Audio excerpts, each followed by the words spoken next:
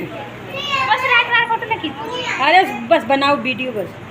अरे तू वायरल कैसे भैया तो वायरल ना करवा, इसे कोनो बात नहीं ना वायरल करवा ना, इसे डाल दे भाई। ये हमारी दीदी की लड़की है, ये हमारा भतीजा है।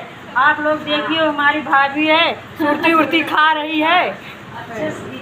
ओ भतीजी है, वह बुला रही है किसी को, देख लीजिए आप लोग। अच्छा लगे तो अच्छा कमेंट, सब्सक्राइब, लाइक सब करिएगा आप लोग। पहली बार मैं ब्लॉग बना रही हूँ, जो गलती है उसको बताना भाई। इधर रखो मेरे वीडियो में। अरे पैसा तो बहुत कम गिर रहा है भाई। नहीं ऐसी बात कोई नहीं। इधर देखिए हमारी दीदी उदी हैं, और ये दोनों दीदी बैठी हैं, आए हैं राखी बांधने के लिए। ये हमारा डॉकी है, इसका नाम रॉकी है। देखिए आप लोग बैठा है। मैं तो अपने मायके आई हूँ। हमारे मायके का लुक कैसा है आप लोग ज़रूर बताइए। आप लोग देखिए पहले,